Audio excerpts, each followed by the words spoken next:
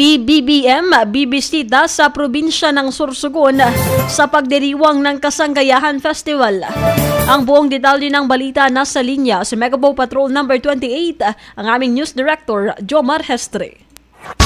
Bicol Network News Report!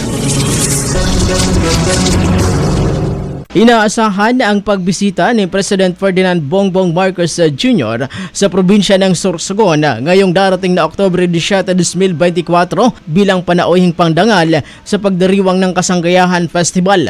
Ayon sa impormasyon, isa ang pagbisita ng Pangulo sa malaking aktibidad sa ika-4 na araw ng Kasanggayahan kung saan pangunahan ng Pangulo ang blessing at inauguration ng Sorsogon Sports Arena. Samantala, inaasahan din ang iba pang mga bisita sa nasabing aktibidad kung saan magsisimula ito sa misa, sinunda ng Kasanggayahan Unique Civic Parade, blessing at inauguration ng Sports Arena at sa gabi naman ang concert ng sikat na singer na si Casey Tandingan at TJ Monterde.